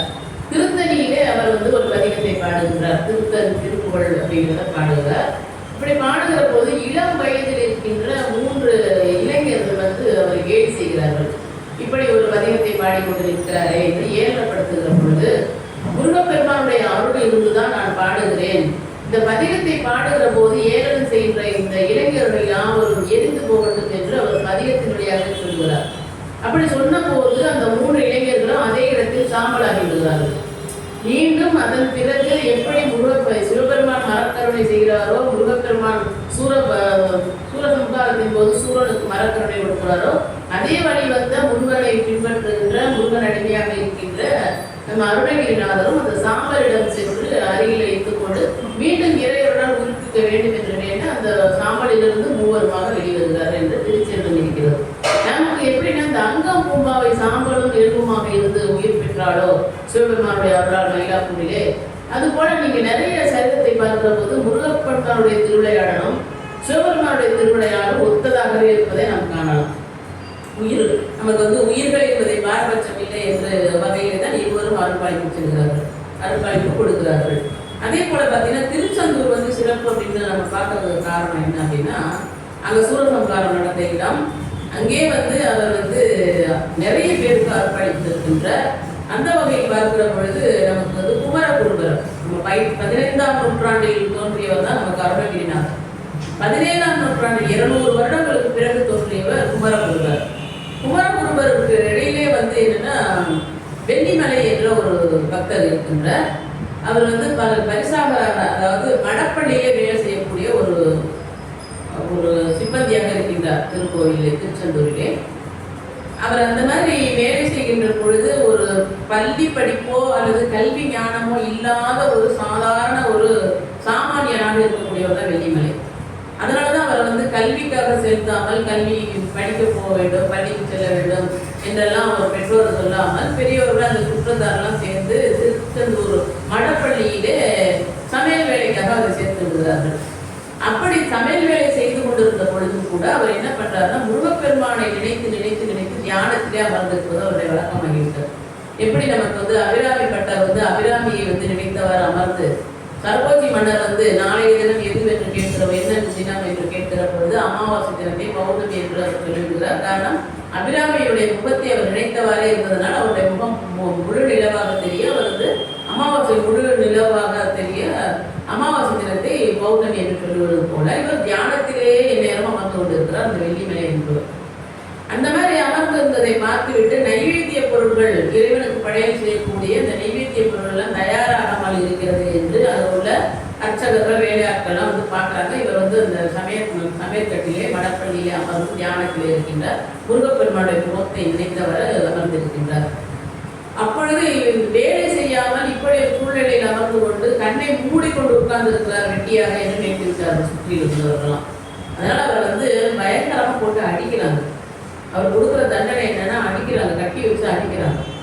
வழி தாங்க முடியவில்லை. அவரால் வழி தாங்க முடியாம அழுத வண்ணம் என்ன பண்றாரு, அவங்க வந்து கட்ட அவுத்து விட்டு வெளியில போய் என்று விரட்டி விடுது. உனக்கு இங்கே வேலை கிடையாது என்று சொன்ன உடனே வேலை கிடையாது என்று சொன்னதன் காரணமாக வேலை நினைத்துதானே நாம் வணங்கி கொண்டிருந்தோம், வேல் வைத்திருக்கும் முருகா நீ அதை இப்படி ஒரு துன்பத்திற்கு ஆளாக்கி விட்டாய் என்று என்ன பண்றாரு, அவர் வேகமாக ஓடி போய் கடல்ல விழுந்து உயிரை மாய்த்து கொள்ள முற்படுகிறார்.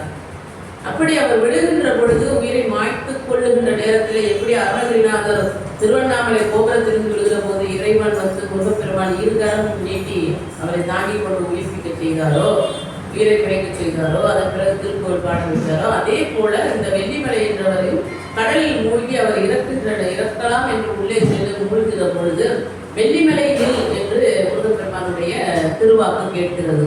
எப்படி கண்ணப்பனாயார் தன்னுடைய கண்ணை முதலாக இடது கண்ணை எடுத்து அப்பி மீண்டும் வலது கண்ணை எடுத்து அப்போதற்காக முயற்சிக்கிற பொழுது கண்ணப்பா நில் என்று சொன்னாரும் சிவபெருமான், அதே போல வெள்ளிமலை நில் என்ற திருவாக்கினை கொடுக்கிறார் முருகப்பெருமான். அதனால் அவர் மேலும் கடலிலிருந்து யார் நம்மை அழைப்பது என்று திரும்பி பார்த்து உயிர்ப்பிக்கப்படுகிறார் என்பது திருச்செல்வம் இருக்கிறது. அப்படிப்பட்ட வெள்ளிமலை திரும்ப வந்து முருகப்பெருமான் மீதே அவர் கல்வி ஞானம் இல்லாதவர், சமையல் வேலை மடப்பள்ளியில செய்தவர், பிறகு பிற்காலத்தில் முருகப்பெருமான் மீது அவர் பாடல் பாடும்படியான ஞானத்தை இறைவன் ஊட்டியிருக்கிறார் திருச்செந்தூர் என்று திருச்செல்வம் இருக்கிறது.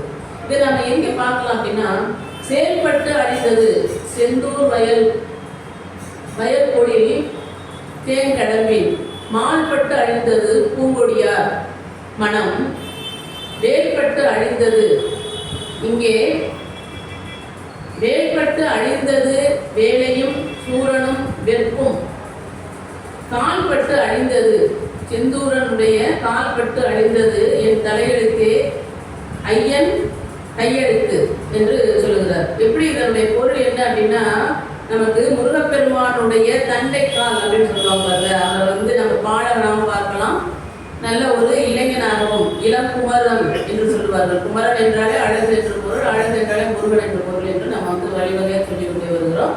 அதற்கு இணங்க அவர் குழந்தையாக இருக்கிற போது தண்டைக்காலோடு இருப்பார் என்று சொல்வார்கள். அப்படி இருக்கின்ற அந்த பாடகனாக இருக்கிற பொழுது கூட அவருடைய திரு பாதமானது நம்மளுடைய தலையிலே படுகிற போது அதற்கு என்ன, அவர் பாதம் வந்து படும் அப்படிங்கிறத நாம் அவர் வணங்குறோம் இல்லையா, அந்த நேரம் நம்மளுடைய தலையில் இருக்கின்ற எழுத்தானது, பிரம்மதேவர் எழுதிய எழுத்தானது மாறிவிடும், அழிந்துவிடும். மாறிவிடும் என்பதை விட அழிந்துவிடும், அப்புறம் மீண்டும் புதுப்பிக்கப்படும் என்பதுதான் நம்முடைய வரலாறாக உட்பொருளாக கருதப்படுகிறது. அப்படி பார்க்கிற போது அந்த வேறுபட்டு என்ற அந்த செயல்பட்டு என்ற அந்த பதிகத்தை பார்க்கின்றோம். அதன்படி அவருடைய கால்பட்டு, தண்டை கால்பட்டு என்னுடைய தலையில் இருக்கின்ற ஐயன் என்று சொல்லக்கூடிய பிரம்மனடி எழுத்து அழிந்துபடும் என்பதற்காக தான் இந்த பதிகத்தை சொல்லியிருக்கிறார் திருச்செந்தூரிலே நம்ம அருணகிரிநாதர். அதற்கான திருச்சரிதம் தான், அந்த சிறு வரலாறு தான் நமக்கு வந்து இந்த அவருடைய வரலாற்றிலே பார்க்கிற போது யாரு நம்ம வெள்ளிமலை அவருடைய திருச்சரிதத்திலே அவர் சமயக்காரராக இருந்து தற்கொலை செய்கிற பொழுது அதை நிறுத்தி அவர் ஒரு பெரிய வந்து முருக பக்தராக மாற்றிய பெருமையை கொண்டதாக இருக்கிறது. அப்போ இறந்துபட சென்றவருடைய தலையெழுத்தை மாற்றியிருக்கிறான் முருகப்பெருமான் என்பதற்கு அருணகிரிநாதருடைய இந்த பாடலை நாம் பொருத்தி பார்க்கலாம். அது மட்டும் இல்லை, 17ஆம் நூற்றாண்டிலே திருச்செந்தூரிலே வந்து 5 வயது வரை பேசாமல் இருந்த குமரகுருபரர் திருச்செந்தூர் முருகனுடைய அருளால் பேச்சு கலையானது அவருக்கு ஏற்படுகிறது. அதன் பிறகு அவர் வந்து நான் முன்னரே சொன்னது போல திருமல நாயக்கருடைய சபையில வந்து மீனாட்சி பிள்ளை தமிழ் பாடுகிறார். அப்படி பாடிய பொழுது மீனாட்சி அம்மையை எழுந்து வந்து அவருக்கு தன்னுடைய முத்து வடத்தை மாலையாக அணிவிக்கிறார் என்று நான் முன்னரே நான் சொல்லியிருக்கிறேன். இது எல்லோருக்கும் தெரிந்த ஒன்றுதான். மீனாட்சி பிள்ளைத்தமிழோட திருச்சரிதம், அந்த பிள்ளைத்தமிழை பார்க்கிற பொழுது நமக்கு தெரியும், நமக்கு வந்து குமரகுருபரருக்கு அம்மையானவள் அப்படி ஒரு பரிசினை கொடுத்திருக்காரு. அப்படிப்பட்ட முருகப்பெருமானுடைய அருள் பெற்ற குமரகுருபரர் தான் வந்து சிதம்பரம் மும்மணி கோவை என்ற பாடலை பதிகத்தினை வந்து பிள்ளைநாதரை பற்றி பாடியிருக்கின்றார். அதே சமயம் அவர் வடக்கிலே வந்து காசி மாநகரிலே சென்று ஒரு மடம் அமைக்க வேண்டும் என்று முற்படுகிறார். அப்படி செல்லுகிற பொழுது அந்த நிலையில் அந்த காலகட்டத்தில் காசி மாநகருக்கு உட்பட்ட ஒரு ஆட்சியை செய்து கொண்டிருந்த டெல்லி பாதுஷா என்று சொல்வார்கள். பாதுஷா என்கிற பொழுது நமக்கு உருது மொழியில் மன்னன் என்பதை தான் பாதுஷா என்று சொல்வார்கள். அந்த டெல்லி மன்னராக இருக்கக்கூடிய முகலாய மன்னன் என்ன சொல்றார் அப்படின்னா, நீங்க கேட்கிற கோரிக்கை நீங்க வேற்று மொழியில் கேட்பதனால், ஏன்னா வந்து தமிழுக்குரியதாக பேசுகிறார் குமரகுருபரர், தமிழில் வேற்று மொழியில் பேசுவதனால் எனக்கு எதுவுமே புரியவில்லை, அதனால் உங்களுடைய கோரிக்கை எனக்கு என்னவென்று தெரியவில்லை, எது சொன்னாலும் இது நடக்காது என்று நிராகரித்து விட்டு சென்று விடுகிறார். அதன் பிறகு முருகப்பெருமானுடைய அருளால் பேச்சினை பெற்ற குமரகுருபரர் தமிழுக்கும் முருகனுக்கும் வேற்றே கிடையாது இல்லையா? அதனால தமிழ் புத்தாண்டை விட்டு இன்னைக்கு நம்ம வந்து முருகப்பெருமானுடைய அவர் அருள்பாலித்த அருணகிரிநாதருடைய சிறப்பை பற்றி சிந்தித்துக் கொண்டிருக்கிறோம். அப்போ முருகும் அழகு தமிழ் எல்லாமே ஒன்றுதான் என்ற வகையிலே அவர் என்ன பண்றாரு, முருகனிடம் வேண்டி அருணகிரிநாதரை போலவே வந்து நம்ம குமரகுருபரர் வேண்டி அதன் பிறகு அவருக்கு சரஸ்வதி கடாட்சியம் கிடைக்கிறது. அப்படி கிடைத்ததுனால தான் அவர் சகலகலாவலி மாலை என்ற பாடலை பாடுகிறார். அப்படி பாடி அந்த சகலகலாவலி மாலையை போய் வந்து டெல்லி பாதுஷாவுடைய சபையிலே பாடுகிற பொழுது முதல் நாள் செல்லுகிற பொழுது அவருக்கு எந்த விதமான இருக்கையும் கொடுக்காமல் அவர் அவமதிக்கிறார்கள். அதனால் அவர் மறுநாளும் செல்லுகிற பொழுது என்ன பண்றாரு, அம்பாளுக்கு உரிய வாகனமாக இருக்கிற சிங்கத்தின் மீது அமர்ந்து கொண்டு செல்கிறார் குமரகுருபரர். அதை பார்த்து அசந்து போகிறான் டெல்லி பாதுஷா மன்னன். அதன் பிறகு அவர் சகலகலாவலி பாடிய பிறகு அதனுடைய அருளால் அவருக்கு வந்து என்ன கிடைக்கிறது என்றால், அவர்கள் பேசுகிற இந்த மன்னன் அந்த டெல்லி பாதுஷா பேசுகிற மொழியையும் இவர் கற்றுத் தேர்கிறார். 8 மொழிகளை பேசக்கூடிய சிறந்ததொரு தமிழ் மகனாக இருக்கிறார் குமரகுருபரர். அப்போ அந்த மன்னனுக்கு ஏற்ற மொழியிலே எடுத்துரைக்கிற பொழுது அவருக்கான இடமும் கிடைத்து அதற்காக தான் அவருக்கு காசி மடத்தை கட்டியிருக்கிறார். இன்றளவும் வந்து பரிபாலனம் செய்யப்படுகிறது காசி மடம். அப்படிப்பட்ட சிறப்பையெல்லாம் செய்யக்கூடிய அதற்கு முதல் காரணம் என்ன, அந்த காசி மடம் இன்றளவுக்கும் பரிபாலனம் செய்யப்படுவதற்கு முதல் காரணம் மூல காரணமாக இருந்ததுன்னா திருச்செந்தூர் முருகப்பெருமானுடைய அருள் குமரகுருபரருக்கு கிட்டியதுதான். அதே போலதான் நமக்கு வெள்ளிமலைக்கு கிட்டியது போலவே குமரகுருபரருக்கும் அதே அருள் கிடைத்திருக்கிறது. நமக்கு தெரியும், வள்ளலாருக்கு எப்படி முருகப்பெருமான் படைத்திருக்கிறார். தைப்பூசத்தின் பொழுது வள்ளலாரும் நவகண்டம் என்று சொல்லக்கூடியவரை தன்னுடைய உடலை 9 பாகங்களாக பிரித்துக் கொண்டு அவர் வந்து இறைவனை சேர்ந்தார் என்ற திருச்சரிதெல்லாம் வள்ளலாருடைய திருச்சரிதத்தில் நம்ம பார்க்கலாம். அவர் திருப்புகளில் ஒரு இடத்திலும் பாடுகிற அளவிற்கு பெரும் அளவிலே பதிகங்களை கொடுத்த நம்ம அருணகிரிநாதர் சுவாமி மலையை வந்து குருவாக நினைத்துக் கொண்டு முருகப்பெருமானையை வந்து தன்னுடைய உடல் பொருள் ஆவி என்றுதான் சொல்ல வேண்டும். என்றால் அவர் உடல் முழுக்க தொழுநோயால் பாதிக்கப்பட்டு ஆவியை விடக்கூடிய அளவிலே அவர் மனம் நொந்து போய் தான் வந்து கோபுரத்தில் ஏறி கீழே விட முற்படுகிறார். அப்பொழுதுதான் முருகப்பெருமான் அவரை தாங்கிக் கொள்கிறார் என்று நம்ம பார்க்கின்றோம். அப்போ அது மட்டும் அல்லங்க, இன்றைய வரைக்கும் நம்ம திருப்புகளை பாடுகிற பொழுது நம்ம வீட்டில் நம்ம முன்னதே சொன்னது போல நம்ம வீட்டில் என்னென்ன குறைகள் இருக்குதோ அதை எல்லாமே நிறைவடையும். ஏன்னா முருகனுடைய அருள் அங்கே வரும். அப்படி வந்து நம்மளுடைய இந்த 15ஆம் நூற்றாண்டில் நடந்தது வந்து அருணகிரிநாதருக்கான அருள்பாலிப்பு என்றாலும் 17ஆம் நூற்றாண்டில் நடந்தது வந்து நமக்கு குமரகுருபர் என்றாலும் கூட நமக்கு சமீப காலமாக இந்த சென்னையிலே அதிகப்படியான மக்கள் கூடுகின்ற இடமாகவும் நம்ம கண்ணுற்று பார்க்கின்ற நிகழ்வுகள் எல்லாம் நடக்கக்கூடிய ஒரு இடமாகவும் கருதப்படுவது பாம்பன் சுவாமிகள். திருவான்மையிலே பாம்பன் சுவாமிகளுடைய அறிவு சமாதி. அவருக்கும் அப்படிதான் அருள் பாடித்திருக்கிறார் முருகப்பெருமான். அவர் எப்படின்னா முருகனை தவிர வேற எதையுமே நான் வணங்க மாட்டேன் என்று ஒரே பிடியோடு அவர் இருந்தவர் பாம்பன் சுவாமிகள். பிறப்பன் வலசை என்ற இடத்திலே ராமேஸ்வரம் அருகிலே பிறப்பெடுத்து அவர் அதன் பிறகு முருகனையே வணங்குகிற பொழுது அவர் உலக தேசாந்தரமாக செல்லுகிறார். அப்படி சென்ற இடங்களுக்கெல்லாம் முன்னதாகவே சென்று அங்கே இருக்கிற ஆட்களிடையே இப்படியாக என்னுடைய பக்தன் ஒருவர் வருகிறான் என்பதை முன்னதாக முருகப்பெருமான் சொல்லிவிடுவார் என்று திருச்செந்தூர் குறிப்பு இருக்கிறது. அப்படி அவர் ஒரு ஊராக வருகிற பொழுதுதான் சென்னையில் அதே போல அவர் தங்கியிருக்கிறார். முருகனை பற்றிய சிந்தனையிலே இருக்கின்றார். அப்படி முருக சிந்தனையிலே இருந்த அவருக்கே ஒரு விபத்து நடக்கின்றது. அதனால் நமக்கு இது அருகில் இருக்கின்ற தம்புச்செடி திரையில தான் அவருக்கு நடந்து போகிற பொழுது குதிரை வண்டியை அவருடைய கால்கள் முறிந்து விடுகிறது.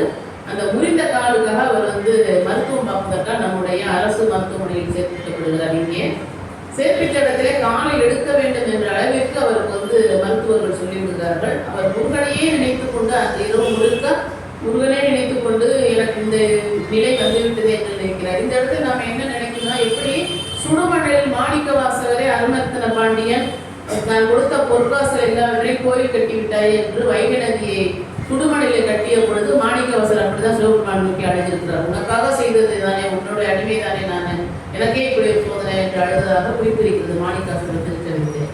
அதே போல இந்த முருகனை நினைத்து இவர் அழுத வண்ணமே இருக்கிறது. கனவில் தோன்றியது போலவே முருகப்பெருமான் முறிந்த கால்கள் மீது தன்னுடைய திருக்கரத்தையால் தடவி கொடுத்து அந்த கால்கள் ஒன்று சேர்த்து அவர் அந்த குணமடைந்து மறுநாள் காலையில் மருத்துவர் ஆச்சரியப்பட்டு போனார்கள் என்று இன்றளவுக்கும் நமக்கு சரிதம் இருக்கிறது. அதனால்தான் நமக்கு அந்த அரசு மருத்துவமனையிலே அவர் இருந்த அந்த பகுதியை பாம்பன் சுவாமிகளுக்கு அருள் பாடித்த இடம் என்று எழுதியிருப்பதாக சொல்லுவார்கள். நான் பார்த்தது கிடையாது, நான் பெரியவரோடு சொல்லியிருக்கிறாங்க. இன்றளவும் ஒரு வருடமும் நமக்கு திருவான்மையிலே பாம்பன் சுவாமியோட ஜீவ சமாதிக்கு பெரிய விழா எடுக்கப்படுகிறது.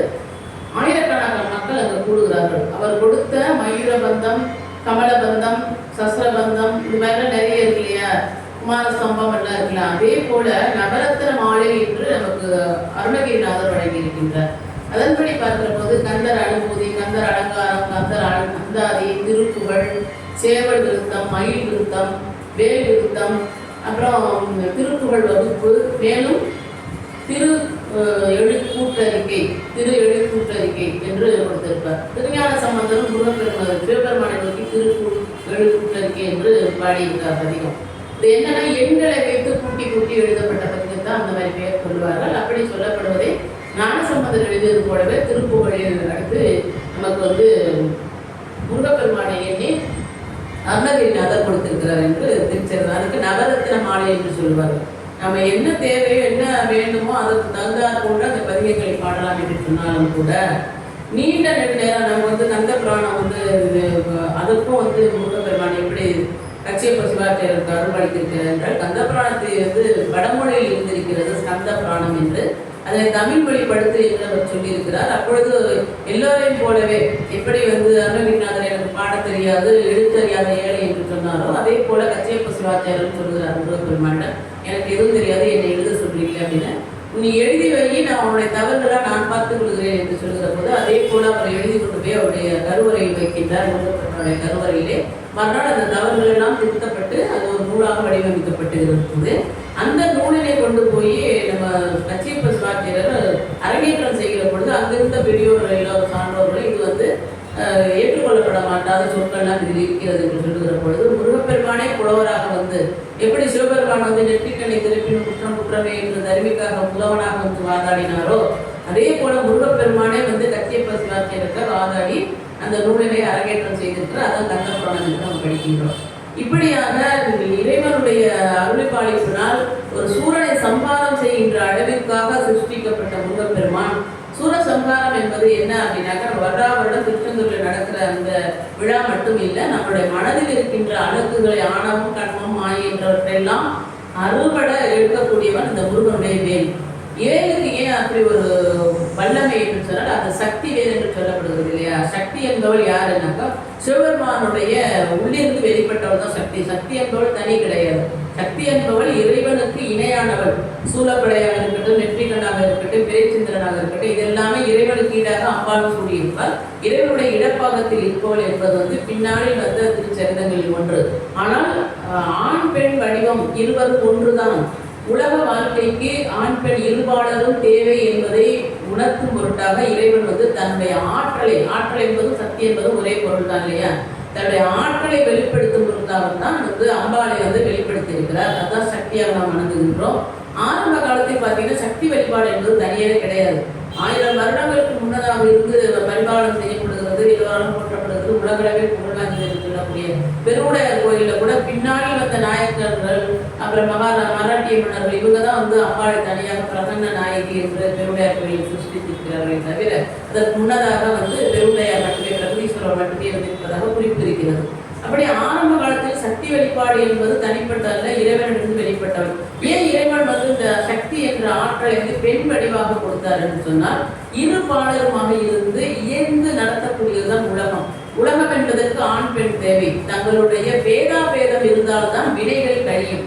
திருமண வாழ்க்கை என்பது நாம என்ன நினைச்சுக்கிறோம், ஆணும் பெண்ணுமாக மனமுத்து வாழக்கூடியது, அப்புறம் உடல் இன்பம் மட்டுமல்லாமல் தன்னுடைய சந்ததிகளை பெருக்கக்கூடியது அப்படின்னா நம்ம பொதுவாக நம்ம சொன்னாலும், என்னதான் நாம பொன் பொருளோட செல்வத்தோட இருந்தாலும் கூட திருமணம் ஆன பிறகுதான் ஒரு ஆணுக்கோ பெண்ணுக்கோ வாழ்க்கை என்பதை நம்ம சொல்லுவோம். திருமணம் ஆகாதவர்களை பார்த்து என்ன நமக்கு ஒரு வாழ்க்கை கிடைக்கல பார்ப்பா, பாவம் அந்த பொண்ணுக்கு ஒரு வாழ்க்கை கிடைக்கல அப்படின்னு நம்ம சொல்லுவோம், திருமணம் ஆகவில்லை என்ற வரைக்கும். அப்ப திருமணம் ஆன பிறகு அவர்கள் கிடைக்கின்ற வாழ்க்கையின் வழியாகத்தான் அவருடைய கர்மா கழிக்கப்படும்.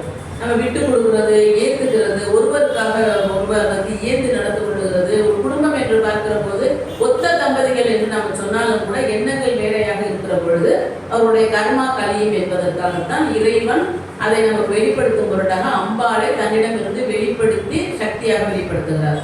அப்படி இருந்த அம்பாளுக்கும் சுவாமிக்கு இருந்த சக்தியாகவே அதாவது இறைவன் ஒரு ஆற்றல் மிக்க பிரபஞ்சத்தை கட்டி கலக்கக்கூடிய சிவபெருமான் தன் சக்தியை வெளிப்படுத்தி ஆற்றலாக அம்பாளை சிருஷ்டியம் பண்ணுகிறார். அதே சமயம் சூரனை அடக்கும் பொருட்டாக அவன் கேட்ட வரத்திற்கேற்ப அவருடைய சக்தியால் மட்டுமே நமக்கு அழிவு வேண்டும் என்று கேட்டதுனால தான் முருகப்பெருமான் வெளிவர செய்யப்படுகிறார். அப்படி ஆறுமுகமாக வந்தவர் எப்படி ஒரு ஆற்றல் பெற்றவராக இருப்பார் இல்லையா? அதனாலதான் அவர் ஒரு காலகட்டத்தில் என்ன பண்றாரு, முருகன் பக்தர்களை கூட சொல்லுவாங்க, அதிகமாக கோபம் வருகிறது என்று சொன்னால் அவரே தாய் தகப்பனை எதிர்த்து கொண்டு கோபப்பட்டு கொண்டு வெளியில் போனவர் தானே என்று கூட வேடிக்கையாக சொல்லுவார்கள். அதனாலதான் கோபம் வருது அப்படின்ட்டு. ஆனா நாம என்ன எடுத்துக்கணும் அப்படின்னா, நம்மளுடைய முயற்சியில வாழ்க்கையிலே தனக்கென்று ஒரு இடத்தை எடுத்துக்கொள்ள வேண்டும், தன்னுடைய முயற்சி வேண்டும் என்பதற்காக முருகப்பெருமான் ஒரு முன்னோடியாக இருக்கிறார் என்றுதான் எடுத்துக்கொள்ள வேண்டும். தவிர தாய் தகப்பனை அவர் வெறுத்து விட்டு அவர் தனக்கென்று ஒரு நாடு, தனக்கென்று ஒரு மக்கள் என்று ஓடுகிறார் என்று நம்ம சொல்லக்கூடாது. தாய் தகப்பனுக்கு உட்பட்டவர் தான் முருகப்பெருமான். ஏன்னா அவர் சோமாஸ்கந்தராக காட்சி அளிக்கக்கூடியவர் இல்லையா? முருகப்பெருமான் சுவாமிக்கும் அம்பாளுக்கும் இடையாக சோமாஸ்கந்தர் என்ற பெயரிலே அழைக்கப்படுகிறார். அதே போல பார்த்தீங்க அப்படின்னாக்கா சுவாமி மலையிலே அவர் குருவாக இருக்கின்ற பொழுது கூட என்னன்னா, பிரணவ மந்திரம் என்பது சிவபெருமானுக்கு தெரியாத ஒன்று அல்ல, அவருக்கு நன்றாக தெரியும். எப்படி தமிழினுடைய புலமை நக்கீரருக்கு தெரியும் என்பதற்காகவே அந்த திருவிளையாடலை நடத்தி நக்கீரர்களை சாம்பலாக்கி மீண்டும் உயிர் பெயர் செய்து கொண்டு இந்த உலகிற்கு நக்கீரனுடைய சிறப்பையும் தமிழையும் நிலைப்படுத்தினாரோ சிவபெருமான். அதே போலதான் பிரணவத்திற்கு அர்த்தம் தெரியாத பிரம்மதேவனுடைய தலையை குட்டி அவரை சிறையில் அடைத்ததன் காரணமாக சிவபெருமான் கேள்வி கேட்கிறார், ஏன் இப்படி நடந்தது என்று. அப்பொழுது பிரணவ மந்திரம் தெரியவில்லை என்று சொன்னதனால், உனக்கு தெரியுமா என்கிற பொழுது எனக்கு தெரியும், நான் சொல்லுகிறேன் என்றுதான் அவர் குருவாக அவர் சுவாமி மலையிலே அருள்பாலிக்கின்றார். இப்படி ஒரு திருத்தலங்களிலிருந்து ஒரு சிறப்பை செய்து கொண்டு இன்னும் கூட சொல்லணும் அப்படின்னா, இந்திரனால் இந்திரன் சூரபத்மனால் வதைக்கப்படுகிறார், அது சிறை செய்யப்படுகிறார். அந்த தேவர்கள் எல்லாம் அவர் மீட்டெடுத்து கொடுத்தனால தேவயானை கூட வணக்கும்படியாக பெண்ணை கொடுக்கிறார் இந்திரன் என்றும் சொல்லப்படுகிறது இல்லையா? ஆனாலும் பாரபட்சமற்றவன், ஏற்றத்தாழ்வு இல்லாதவன், இந்த ஜாதி மதம் பேதத்திற்கெல்லாம் அப்பாற்பட்டவன் முருகப்பெருமான் என்பதனாலதான் எப்படி மீனவ பெண்ணை மணந்தாரோ யார் சிவபெருமான், மீனவ பெண்ணை மணந்தார் என்றது மங்களநாயகி உடனாய மங்களநாதனாக உத்தரவு சமங்கையிலே இறைவன் அருள்பாலிக்கிறார் இல்லையா சிவபெருமான். அதே போல வேடுவர் பெண்ணை மணந்து எல்லோரும் பார்வச்சு மற்றவர்கள் என்பதை அது வந்து வேடுவர் பெண்ணாக வந்த வள்ளி அம்மையாக இருக்கட்டும் அல்லது தேவர்களுக்கு மகளாக தேவனுக்கு தேவேந்திரனுக்கு மகளாக பிறந்த தேவையானாக இருக்கட்டும், இருவருமே வந்து அந்த பிறவிலே அப்படி இருந்தாலும் கூட அதுக்கு முன்னதாக வேதவல்லி குமுதவல்லி என்ற வகையிலே முருகப்பெருமானை மணந்து கொள்ள வேண்டும் என்று தவம் இருந்தவர்கள் என்று ஒரு சரிதம் இருக்கிறது. எப்படி சுந்தரரை மணந்து கொள்ள அடிநிதி கமலினி வந்து கைலாயத்திலிருந்து கீழே வருவார்களோ, வந்து அவருடைய வந்து இந்த உலக வாழ்க்கையில் இருக்கக்கூடிய வருவார்களோ, அதே போலதான் குமுதவல்லி வேதவல்லி என்ற இருவருமாக வந்து முருகப்பெருமானை மணக்கிறார்கள். இந்திரனுக்காக ஒரு மகளும் நம்பிராஜனுக்கு ஒரு மகளுமாக தேவசேனா மேலும் வள்ளியம்மை என்ற பெயரிலே அவர்கள் வந்து இறைவனை அடைகிறார்கள் என்று ஒரு திருச்சரிதம் நமக்கு தெரிந்ததுதான். அதுதான் நான் முன்னதே சொன்னேன். நிறைய எது பார்த்தீங்க அப்படின்னா ஒரு சாதாரண வழக்கில் சொல்லுவாங்க. அந்த காலத்துல நிறைய பழமொழிகள்லாம் இருந்திருக்கிறது, உண்மையும் கூட. இப்போது பழமொழிகள் மறைந்து விட்டு அந்த உண்மைகள்லாம் நடந்து கொண்டே இருக்குது. அப்பாவுக்கு பிள்ளை தப்பாம இருக்கிறான் அப்படின்னு சொல்லுவாங்க பாருங்க. அது முழுக்க யாரும் சொல்லலாம், முருகப்பெருமானத்துன்னு சொல்றாங்க. ஏன்னா சிவபெருமானுடைய அம்சமாக இருக்கக்கூடிய அவருடைய கையிலே சூலம், இவருடைய கையிலே வேல் இருக்கிறது. சூலம் நம்ம அப்படி உயர்ந்த சிவபெருமானுடைய கையில் இருக்கின்ற ஆயுதத்தை கூட நம்ம வணங்குவதற்கு முதன்மையாக வைப்பது கிடையாது. நம்ம வந்து அந்த குலதெய்வம், இஷ்ட தெய்வம், காவல் தெய்வம் அந்த மாதிரி இடங்கள்ல வேணா சூலாயத்தை நட்டோ இல்லை வேலை நட்டு அது ரெண்டு தான் இருக்கும். வேற எதுவும் மற்ற ஆயுதங்களை வைத்து நாம் பூசிப்பது கிடையாது. ஆனா வேலினை வைத்து நம்ம வந்து முழுமையாக வேலாயுதம் என்ற ஆயுதமாக அவர் கருதினால் கூட அது ஞானத்தின் வடிவாக இருப்பதனால் அதனை வைத்து நாம் பூசணை செய்கிறோம். அப்பொழுது என்ன அப்படின்னாக்கா முருகன் வேறு வேறு வேறு என்று நாம் பிரித்து பார்க்க முடியாது. ஏனென்றால் சக்தியிடம் இருந்து கிடைத்துதான் வேலை வைத்துதான் அந்த அலங்காரத்தை அளிக்கின்ற அலங்காரமாக இருக்கின்ற முருகப்பெருமான். இன்னும் சொல்லணும்னா கந்தர் அலங்காரம் என்கிற பொழுதும் கூட நமக்கு வந்து அலங்காரமாக இருக்கு. அலங்கார புரிதனாக அபிஷேக பிரியனாக இருக்கக்கூடியவர் முருகப்பெருமான். ஆனாலும் என்ன அப்படின்னாக்கா நமக்கு இன்னும் கூட என்ன பரவலாக மக்கள் வந்து முருகனுடைய அருள் இப்பொழுதுதான் எல்லோருக்கும் கிடைப்பது போல முருகா என்றும் வேல்மாறல் படிப்பதும், அப்புறம் வந்து கந்தர் அலங்காரம், கந்தர் பூதி, கந்தர் இதெல்லாம் விட முதல்ல என்ன பண்றாங்கன்னா இந்த வேல்மாறலையும் படிக்கிறாங்க நிறைய பேர். வேல்மாறல் கூட எப்படின்னாக்க திருப்புகழுடைய கட்டமைப்பை குறைத்து மக்களுக்கு எளிமையாக வள்ளிமலை சச்சிதானந்த சுவாமிகள் வந்து கொடுத்தது தான் அந்த வேல்மாறல் பதிகம். அது வந்து படிப்பதால் நிறைய பலன்கள் இருக்கிறது. வேல்மாறல் இப்பொழுதும் கூட இந்த நவீன உலகத்தில் கூட அதனுடைய வேலை செய்கிறது என்று சொல்வார். ஏன்னா ஐசியூல இருக்கவங்களுக்கு கூட குழந்தை வந்து மரண தருவாயில் இருக்கிற போது தாயானவள் இரவு முழுக்க அந்த வேல்மாறலை பாடியதனால உயிர் பிழைத்து எழுந்தது அந்த குழந்தை என்ற சரிதம் இப்போது நடந்திருக்கிற அதிர்ச்சியமாக சொல்லுகிறாங்க. அதனால வந்து கால மாற்றத்தினால் விஞ்ஞான ரீதியாக நமக்கு வந்து இந்த உலக வாழ்க்கையில வந்து நம்ம ஈடுபட்டு அதிகப்படியாக விஞ்ஞான உலகத்திலே நம்ம வந்து வந்தாலும் கூட நமக்கு இந்த அருளைப்பாளிப்பு என்பது இறைவனுடைய அருளானது நமக்கு இந்த உலகத்தில் ஒரு நாளும் மாறுவது கிடையாது. நாம செய்கின்ற வினைக்கு ஏற்பதான் நம்முடைய வாழ்க்கை நடத்தப்படுகிறது என்பதற்கு இணங்க நாம செய்கின்ற செயல்களுக்கு ஏற்ப, செயல் என்பது வினை என்று நாம் குறிப்பிடுவது தனிப்பட்ட முறையில் இருக்கின்ற வினைகள். அதாவது நல்வினை தீவினை என்று சொல்லுகிறோம் இல்லையா. நல்ல வினையாக இருந்தாலும் வினையாக இருந்தாலும் அதையும் மீறி பல காலம் பல நோயால் பல பொருளாதார சிக்கலால் பலவாறு நாம் பாதிக்கப்படுகிறோம் என்றால் அதன் வல்வினை என்று சொல்லப்படும். அந்த வல்வினையை தகர்த்தெறிந்து நம்மை வந்து சீர்படுத்தி நமக்கு நல்ல ஒரு வாழ்க்கையை தரக்கூடிய பெருமை எங்கே இருக்கு அப்படின்னாக்கா முருகப்பெருமானிடம் இருக்கிறது. அது அருணகிரிநாதர் வழங்கிய திருப்புகழில் இருக்கின்றது. அந்த திருப்புகழை பாட பாட நமக்கு வந்து வாழ்க்கை வந்து மாறும் என்று நிறைய பேர் இன்று வரைக்கும் சாட்சியாக இருக்கிறார்கள்.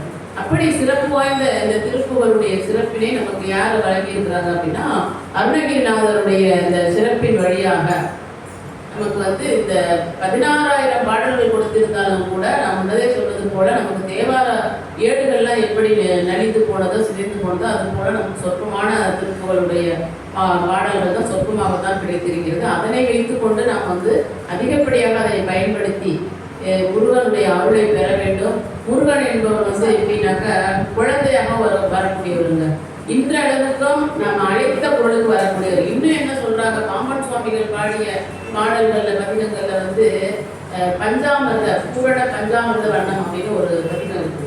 அந்த பதிகத்தை பாடுகிற பொழுது, அதாவது அது பாடினாலும் சரி அதை கேட்டுகிற இடத்துலயும் சரி, அது எந்த இடத்தில் ஒழிக்கிறதோ அங்கே அருவமாக சாட்சாத் முருகப்பெருமான் வந்து கேட்கிறார் என்று சொல்லப்படுகிறது. அதை நானும் அனுபவித்திருக்கிறேன். உண்மையை சொல்லணும் அப்படின்னா என்னுடைய அனுபவங்களை நான் பதிவிட விரும்பவில்லை. எனக்கு காலதாமதம் ஒன்று அது வந்து எப்படின்னாக்கா நவீன காலத்திலும் இப்படி நடந்திருக்கிறதா என்று சொல்வார்கள். சின்ன சின்ன விஷயத்தை நான் கூட எப்படி மாறினேன்னா நான் முழுக்க என்னுடைய குடும்பம் வந்து என்னென்ன முருகப்பெருமானுக்கு அடிமையாகத்தான் இருந்திருக்கிறார்கள். என் தாய் தந்தையர் அறுபடை வீட்டுக்கு அழைத்து சென்றிருக்கிறார்கள். என்னுடைய சகோதரர் 4 பெண் குழந்தைகள். முருகனுடைய சிறப்பு என்பதற்காக நான் பதிவிடுகிறேன். இங்கே 4 பெண் குழந்தைகளுக்கு அப்புறம் முருகப்பெருமானுடைய அருளால் பிறந்தவன் தான் என்னுடைய சகோதரன், இளைய சகோதரன். கடைசியா அவனுக்கு வந்து 11 திருத்தலங்களில், முருகப்பெருமாள் திருத்தலங்களில் 11 மொட்டைகள் தலைமுடி எடுக்கப்பட்டிருக்கிறது. அவனுடைய 11 வயது வரைக்கும் அவனுக்கு வந்து கிராமமே வெட்டலை எனக்கு தெரிஞ்சு.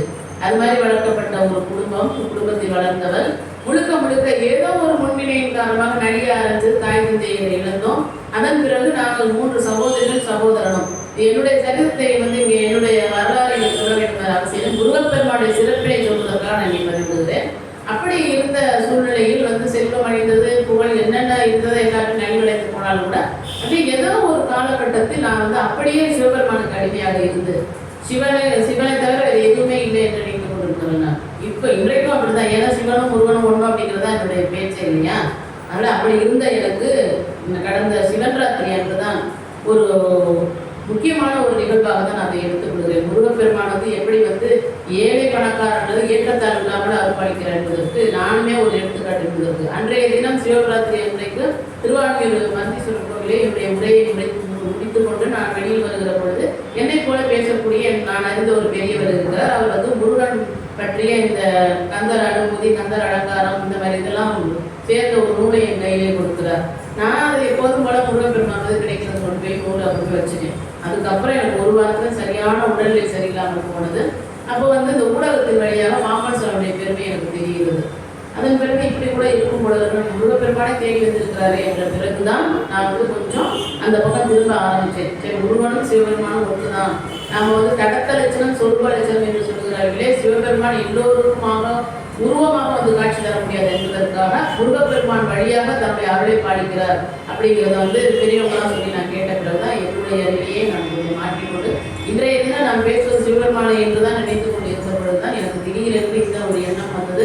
தமிழ் புத்தாண்டு, தமிழ் கடவுள் முருகக்கடவுள், தமிழுக்கே உரியவன் வந்து அம்மையாருக்கும் அருணகிரிநாதருக்கும் அகத்தியருக்கும் தமிழ் போதித்தவன். அதனால வந்து நமக்கு இன்றைய தினம் அந்த தமிழை பற்றிய உயர்ந்த ஒரு இயல்பினை கொண்ட பண்பினை கொண்டு மக்களை காக்கின்ற சிவபெருமானுக்கு இணையாக இருக்கின்ற இந்த முருகப்பெருமானுடைய அருளை நாம் வந்து பேசுவதற்கு அவர் வலியுறுத்திருக்கிறார் என்ற மகிழ்ச்சியோடு தான் இந்த என்னுடைய சித்தருக்கு அறிந்த அளவிலே திருப்புகளை பற்றியும் அருணகிரிநாதரை பற்றியும் முருகப்பெருமானை பற்றியான செய்திகளை நாம் இங்கே சிந்தித்திருக்கின்றோம். அந்த வகையில் இந்த புத்தாண்டு தினம் கொண்டு இதுநாள் வரைக்கும் ஏதேனும் குறைகள் இருந்தாலும் கூட முருகப்பெருமானுடைய அருளால் யாவும் நமக்கு நிறையாகவே இருக்க வேண்டும் என்று இறைவனை வேண்டிக் கொண்டு இத்துடன் நிகழ்ச்சியை நிறைவு செய்ய மகிழ்ச்சி அடைகிறேன். நன்றி, வணக்கம். திருச்சிற்றம்பலம்.